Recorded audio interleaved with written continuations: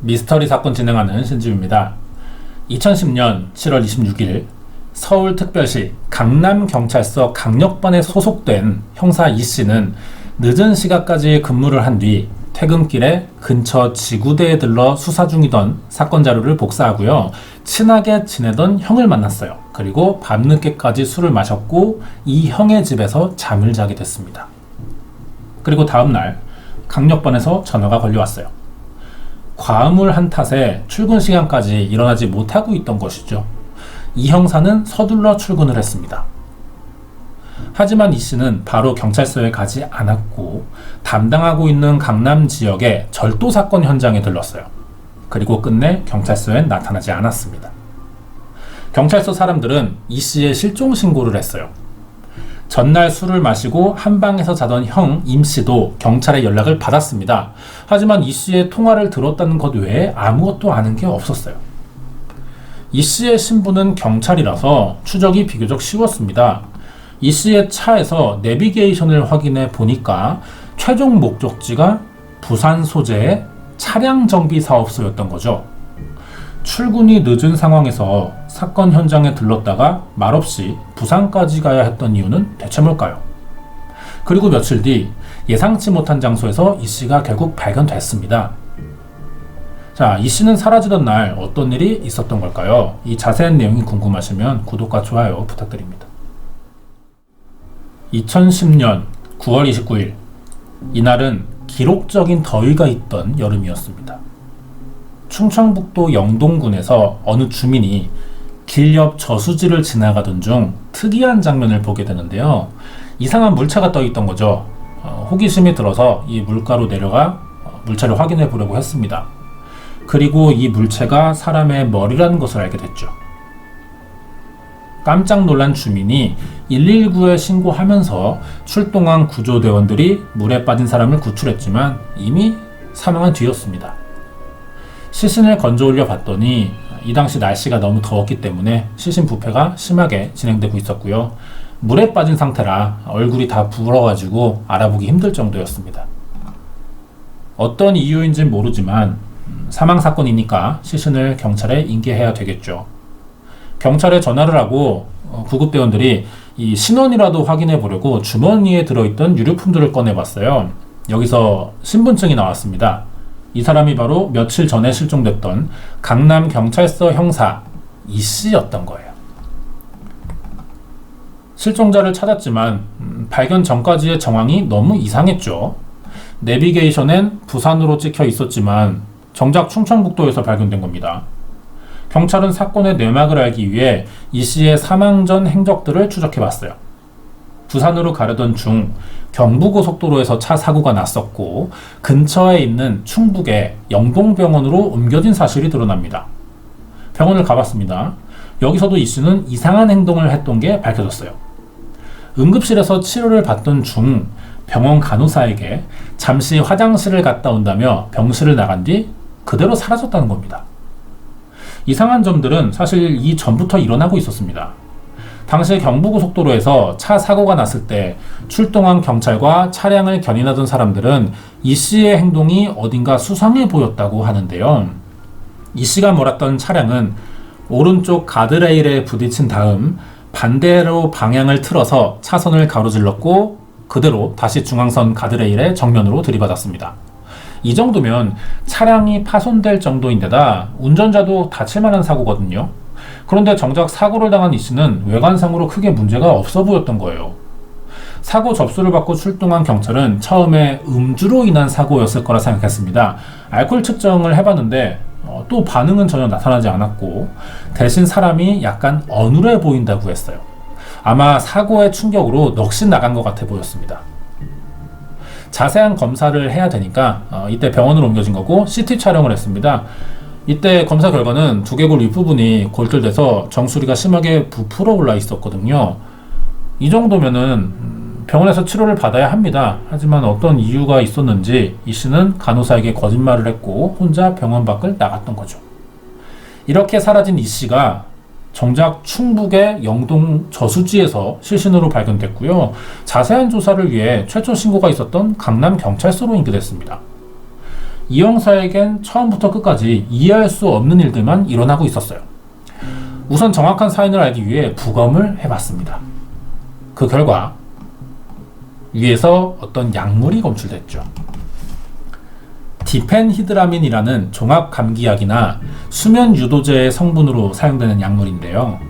중추신경을 억제하고 뇌의 판단력을 떨어뜨리기 때문에 이 약을 먹고 운전하면 절대 안 됩니다. 형사였으니까 이 정도는 충분히 알았을 거라 생각되는데요. 운전을 했다는 게 이해가 되지 않죠.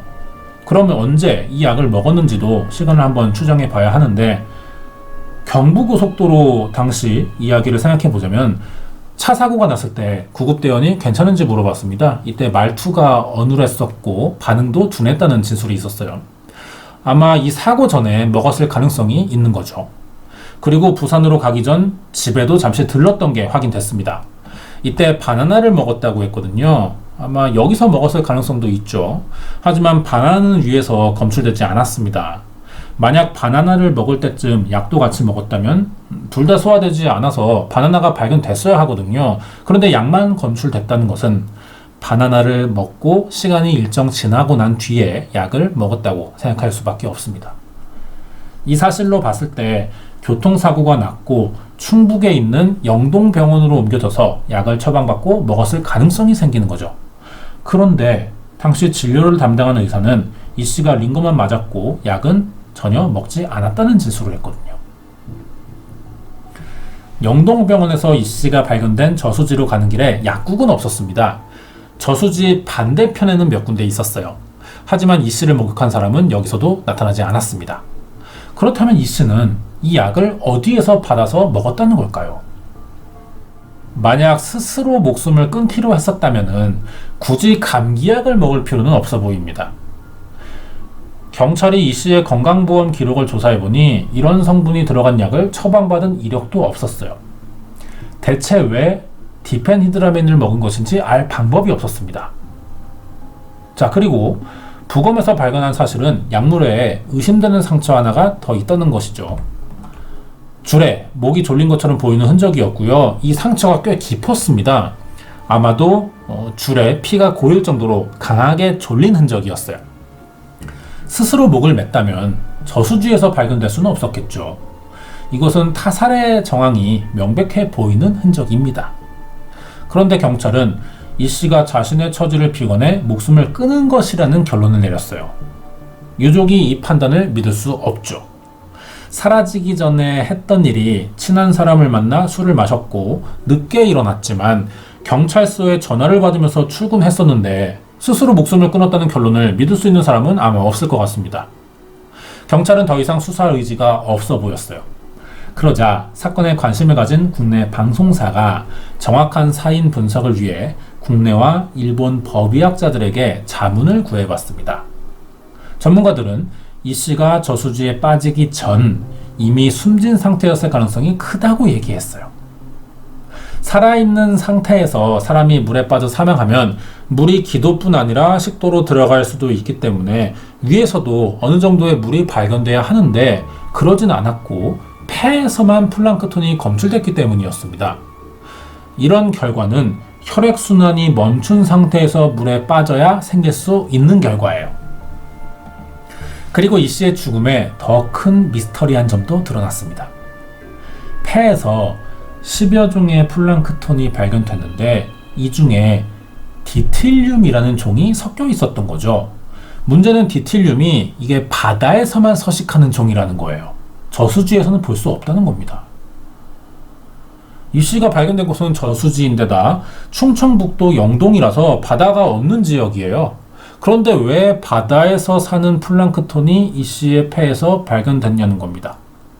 결국 이 사실은 이 씨가 저수지에 빠지기 전 다른 장소에 있었을 가능성이 더 크다는 이야기가 되는 거죠. 사실 여기까지의 추론은 그렇게 어려운 일이 아니었어요. 2010년도면은 국내에 이미 과학수사가 들어온 시점이고 오랫동안 분석할 필요가 있는 증거들도 아니거든요. 그런데 부검에서 플랑크톤의 종류까지 분석한 건 아니었던 겁니다. 어려운 일이 아닌데 왜 이 사실을 알아내지 못했냐는 것이죠. 이 문제를 두고 국과수 관계자는 검사 결과를 옮겨 적는 과정에서 오타가 났던 것이고 최종 부검 감정서를 미처 수정하지 못해서 생긴 결과라는 변명을 했습니다.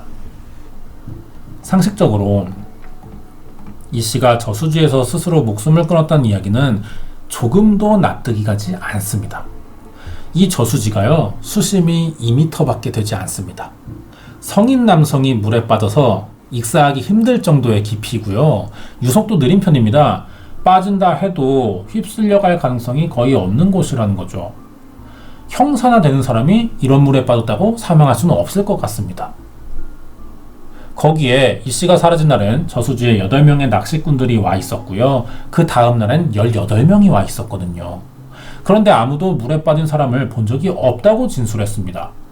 이 씨는 29일에 발견됐을 때 이미 부패가 진행된 상황이었죠. 그럼 며칠 전에 사망했었다는 이야기인데 목격자가 없는 건 이상합니다. 사람이 저수지에 빠져 사망하는 경우에 주로 생기는 증상이 있어요. 호흡곤란이 오면서 발버둥을 치기 때문에 바닥에 흙을 걷어차거나 팔을 허우적거리면서 물속의 해초나 모래 같은 것들이 5단으로 들어가게 되거든요. 그런데 이 씨의 몸엔 이런 것도 전혀 발견되지 않았습니다. 자, 정리하자면 스스로 목숨을 끊었다고 보기에 납득이 가지 않는 목의 상처와 부패 상태, 그리고 폐에서 검출된 플랑크톤을 볼 때 이 씨는 다른 장소에서 타살됐고 저수지에 유기된 곳으로 보는 게 더 타당할 것 같습니다. 경찰의 주장대로 이 씨가 스스로 목숨을 끊었다면 분명한 동기가 있어야겠죠. 그런데 사망 전까지 어떤 자살 징후도 없었고 경찰이 자살 이유로 발표한 처지 비관도 유족 입장에서는 이해하기 어려운 발표였습니다. 처지 비관이라면 경찰보다 가족이 더 잘 알고 있어야 될 거예요. 그렇다면 타살이 명백한 정황과 증거가 있는데 왜 경찰은 사망 원인을 자살로 판단하는 것일까요? 가족은 이 씨가 스스로 목숨을 끊을 이유가 전혀 없었고 평소 직장에서도 성실하게 일하던 사람이라고 했습니다. 이런 사람이 갑자기 죽어야 할 이유가 대체 뭐냐는 것이죠. 계속된 논란이 생기자 경찰은 말을 바꿉니다. 자살은 아니지만 타살의 증거도 찾을 수 없다면서 수사를 종료했어요. 이해할 수 없는 경찰의 행동이죠. 따라서 이 사건은 아직 의문점들이 많이 남아 있습니다. 이 부분을 해결하려면 이 씨의 사망 전까지 있던 여러 수상한 정황들을 알아봐야 하는데요. 이 다음 내용이 경찰의 수사를 믿지 않겠다는 뜻이 되지는 않지만 해소되지 않는 궁금한 점들이 너무나 많고요. 경찰이 서둘러 처리하려는 느낌이 강하게 들었기 때문에 그만큼 물어보고 싶은 것들이 많다는 것이죠. 지금부터 이 씨의 사망 전에 어떤 일들이 있었는지 알아보도록 하겠습니다. 이 씨가 실종되기 전날인 2010년 7월 26일 친한 형으로 알고 지내던 임 씨와 술을 마셨습니다. 선릉역에서 양주 4병을 마셨고 새벽 2시에서 3시 사이 임 씨의 집에서 잠깐 눈을 붙인 뒤 아침에 반장의 전화를 받고 급하게 출근했다고 증언했어요. 그런데 가족들은 임 씨의 증언을 믿을 수 없었습니다. 이 씨는 술을 전혀 못하는 사람이었고요. 동료 형사들도 이 씨는 맥주 한 잔만 마셔도 얼굴이 빨개질 정도로 주량이 약한 사람이었다고 했습니다. 어떻게든 그래도 술을 마신 거라면 다음날 늦게 일어나 경부고속도로에서 차 사고를 낸 것도 이해는 됩니다. 그런데 음주 측정에서 알코올 반응은 나오지 않았고요. 순찰 대원들도 이 씨에게서 술 냄새는 나지 않았다고 했거든요. 병원 응급실에서 혈액 검사도 했는데 이때도 혈중 알코올 농도가 0.01% 미만이었습니다. 그렇기 때문에 가족이 임 씨의 진술을 의심하고 있는 거죠. 이건 더 확인할 필요가 있어 보입니다. 조사한 대로라면 임 씨는 같이 마셨다는 표현들을 하고 있거든요. 이게 편의상 술자리에 같이 있었기 때문에 같이 마셨다고 표현했는지 아니면 정말 이 씨도 술을 같이 나눠 마신 것인지 이것을 좀 더 정확히 해봐야 될 것 같습니다. 거짓말을 했다고 확신할 수는 없는 표현이라는 거죠. 아직까지는 그렇습니다. 실제로는 같이 있었을 뿐이고 술은 혼자 마신 거라면 임 씨가 혼자 양주 4병을 마셨다는 이야기가 될 거예요. 꽤 많은 양이죠. 임 씨의 주량을 한번 확인해 볼 필요도 있을 겁니다. 그래도 수상한 건 마찬가지예요. 일단 임 씨의 증언을 믿는 쪽으로 생각해 봐도 자신의 집에서 잠을 재웠다고 이야기한 부분이 다시 의심될 수밖에 없는데요. 이들의 직업 특성상 수사하고 있는 내용이 유출될 수도 있기 때문에 동료 형사나 같은 부서 경찰 관계자가 아니면 다른 사람 집에서 잠을 자는 경우는 그렇게 많지 않다고 합니다. 그리고 여기서 다시 중요한 사실이 밝혀지는데요. 사건 발생 12일 전 이 씨와 임 씨는 업무상 처음 만난 사이였다는 겁니다. 양주를 4병이나 마시고 그 집에서 잘 정도로 친분 있는 사이가 아니었던 거죠. 이날 임 씨는 다른 경찰 정부원도 소개시켜줬습니다. 이 사람은 박 씨라는 인물이었어요. 박 씨의 말을 들어보니 좋은 동생을 알고 있다는 임 씨의 전화를 받고 나가보니까 그곳에 이 씨가 있었다고 진술했거든요. 이 씨도 마침 형사라는 것을 알고 거부감 없이 소개를 받았었다고 합니다. 그 뒤로 사건 발생 2-3일 전에 이 씨와 박 씨가 따로 만난 적이 있었어요. 박 씨는 자신의 집이 부산 연산동이니 언제든지 놀러 오라는 말을 했고 이 씨도 부산에 가게 되면 들리겠다는 대답을 했는데요. 이 뒤로 임 씨와 이 씨가 술을 같이 마신 뒤에 다음날 이 씨가 사라졌고 사망한 채로 발견됐던 것이죠. 여기서 박 씨의 등장이 중요한 이유는요. 이 씨의 차 내비게이션에 찍혀있던 최종 목적지가 부산의 어느 차량 정비소였기 때문이었습니다. 박 씨는 아마 자신을 만나러 오던 길이 아닐까 생각하고 있었어요. 이 차량 정비소 위치가 박 씨의 집과 1km밖에 떨어지지 않는 거리였습니다. 이렇게 되면 경찰 정보원인 임 씨와 술을 마신 뒤 같이 자고 나서 경찰서 반장에게 걸려온 전화를 받고 급히 나갔다는 이야기는 신빙성이 떨어지게 됩니다. 이 씨는 강력계로 발령받은 지 얼마 안 됐었고요. 계급이 순경이에요. 동료 형사들에게 물어보니 대체로 황당해하는 반응들이었습니다. 지각을 한다는 이유로 반장이 순경에게 직접 전화할 일은 없고 그럴 경우 바로 위에 상사가 전화하는 게 보통인데 형사는 2인 1조로 항상 다니기도 하고요. 출퇴근 시간도 따로 없습니다. 그렇기 때문에 아침 지각이라는 개념도 없다고 말했거든요. 이 씨가 이런 사실을 모를 리가 없다는 것이죠. 그런데 알아보니 당시 이 씨에게는 바로 윗사람이나 같이 다니는 형사가 없었다고 합니다. 이 씨는 자신이 산에 따돌림을 당하고 있다는 생각에 주변 사람들에게 고민을 이야기한 적도 있었거든요. 이 씨 사망 사건을 조사하던 경찰서는 평소 이 씨가 여자친구 문제로 고민이 많았고 이 문제로 한참 괴로워하다가 결국 스스로 목숨을 끊은 것이라고 했지만 유가족의 입장은 전혀 달랐습니다. 사귀던 여자친구가 있었던 건 사실이지만 헤어진 지는 한참 지났고 사망하기 전에도 이성 문제는 전혀 없다고 밝혔었거든요. 그런데도 경찰은 유가족에게 이성 문제로 우울증을 겪은 이 씨가 처지를 비관하면서 목숨을 끊은 것으로 언론에 밝히자고 요구한 사실이 드러났습니다. 평소 숨길 것이 없을 정도로 가족관계에 큰 문제도 없었고요. 이성 문제도 아닌 것으로 보이는데 경찰은 왜 이런 기사를 내자고 한 것일까요? 당시 이 씨는 근무하던 경찰서와 일대 유흥업소 간의 유착관계를 조사하고 있던 것으로 밝혀지기도 했는데요. 이 씨가 사건을 조사하던 때에도 관련 기사들이 쏟아져 나왔고요. 그 전부터 경찰과 유흥업소 간의 비리 의혹은 계속 이야기되고 있었습니다. 하지만 이상하게도 의혹 수준에서만 계속 끝났고 관계된 사람들은 검거되지 않고 있었죠. 사건을 취재하던 방송 관계자는 유흥업소 업주를 통해서 중요한 이야기를 들을 수 있었습니다. 이들은 경찰에게 관 작업을 해야만 영업을 계속할 수 있다고 말했는데요. 관 작업이라는 게 뒷돈을 주는 거죠. 그래야 언제 단속을 나오는지 미리 기간을 경찰에게 받았다가 이 단속 기간에 영업을 하지 않거나 아니면 일반 업소처럼 위장하면서 불법 영업을 계속 해온다는 것이죠. 경찰과 유흥업소 간의 유착관계는 당연히 있다고 말한 겁니다. 이 씨는 이것을 조사하고 있던 것으로 보여지죠. 유가족은 평소 이 씨가 정의감이 강했고 근무 기간 동안 많은 표창도 받으면서 성실하고 직업에 대한 사명감도 있었기 때문에 이 사건을 조사하다가 사망한 것이라고 보고 있습니다. 그런데 경찰은 이 씨가 믿고 있던 사건이 많았을 뿐더러 강력반으로 발령받은 지 얼마 되지 않았는데 이런 큰 사건을 무슨 수로 수사할 수 있겠냐면서 부인했어요. 계속된 유가족의 항의와 각종 방송사에서 경찰의 이런 이해되지 않는 판단을 알리며 언론 보도가 계속되자 여론의 압박으로 경찰이 수사 발표를 정정합니다. 타살이나 자살이 아닌 사망 사건으로 종결한 거죠.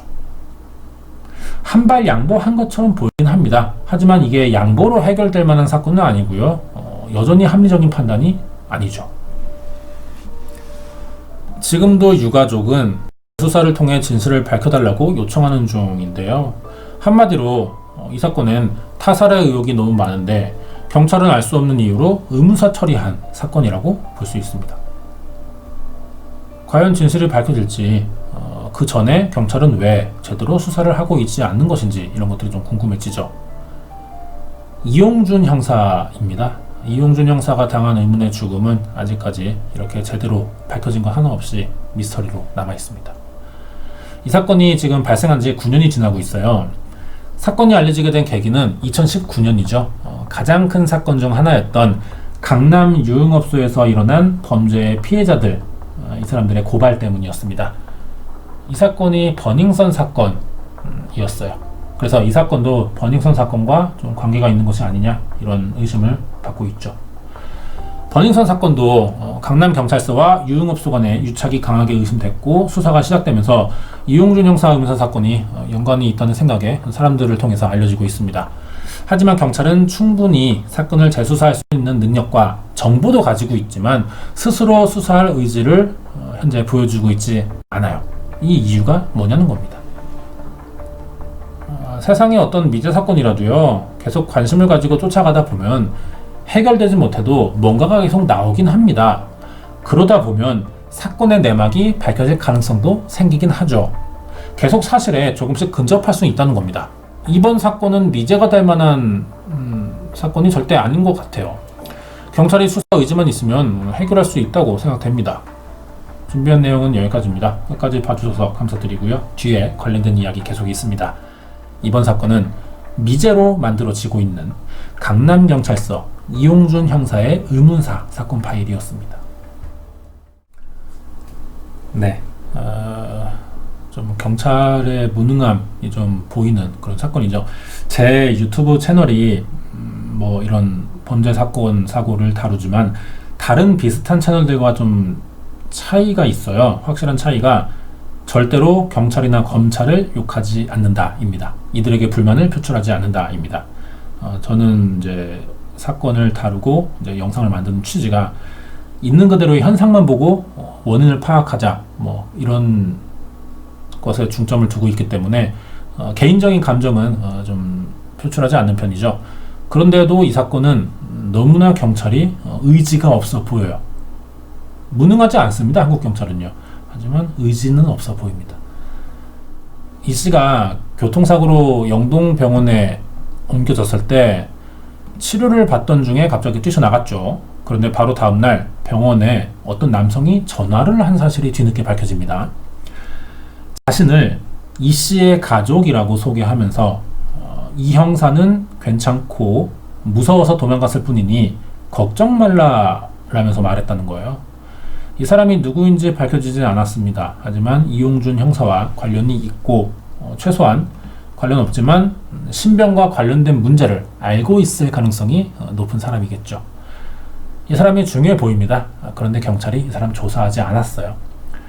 이용준 형사의 사망 전 통신기록 조회도 하지 않았습니다. 주변에 의심이 갈 만한 사람들을 용의선상에 올려놓지도 않았고요. 유가족에게도 이용준 형사의 통신기록을 공개하지 않았습니다. 이유는 경찰이 알려주지 않고 있어요. 설명하지 않습니다. 교통사고가 나면서 이용준 형사가 병원으로 옮겨졌고 이때 차를 견인하면서 이제 형사들이 차량 내부를 수색하면서 내비게이션의 그 부산 위치를 알게 되는 거죠. 이때 차 안에 카메라와 다른 지구대에서 복사했던 자료도 그대로 다 있었습니다. 처음엔 이 자료를 이용준 형사의 아버지가 가지고 있었는데요. 경찰이 찾아온 거예요. 이 사건 조사 자료로 써야 하니까 넘겨달라고 이제 부탁한 거죠. 가족이 당연히 의심 없이 줍니다. 그럴 수밖에 없죠. 그런데 정작 이 자료를 조사하지 않았어요. 그리고 가족에게 돌려주지도 않았습니다. 가족이 이걸 지금 굉장히 후회하고 있어요. 복사본이라도 줬어야 되는데 원본을 그냥 주고 복사본을 남겨두지도 않았던 거죠. 경찰이 오랫동안 사건을 해결하지 못하면은 수사를 중단하라는 짓이 내려오죠. 이렇게 미제가 되는 건데요. 그때부터는 뭐 어쩔 수 없게 되는 겁니다. 하지만 가족은 나름의 조사를 계속 하게 돼요. 그러다 보면 시간이 많이 지나고 났을 때 결국 경찰보다 더 많은 자료를 갖게 되는 경우가 생겨요. 가족이. 그러다 보니까 뭐 그것이 알고 싶다나 뭐 궁금한 이야기 이런 시사 프로의 사건 가족들이 나오게 되면은 미드 사건의 경우가 그렇습니다. 유가족이 그동안 조사한 내용들을 봤을 때 경찰보다 더 많은 정보를 가진 것 같고 그래서 오히려 경찰이 무능해 보이고 이런 상황이 생기는 건데 이 사건은 가족이 보관 중이던 자료를 경찰이 다 가져갔기 때문에 가족도 더 이상 조사해볼 방향을 찾지 못하고 있는 중이죠. 이 사건이 최근에 일어난 사건 중 가장 의문점이 많은 사건입니다. 그리고 최근에 이 버닝썬 사건과 연관됐을 가능성이 좀 보이면서 경찰과 유흥업소 간의 유착과 이용준 형사 의문사 사건의 재수사를 요구하는 청원도 계속되고 있습니다. 경찰은 여기에 답변해야 될 의무가 있고요. 만약 부실 수사였던 게 밝혀진다면 합당한 책임을 져야 되겠죠. 중요한 건 우리나라 경찰 실력 정도면요. 세계 최고 수준이거든요. 그런데 충분히 해결할 사건인데도 불구하고 해결할 의지를 가지고 있지 않다는 게 문제인 겁니다. 이 사람들은 해결할 수 있어요. 여기까지입니다.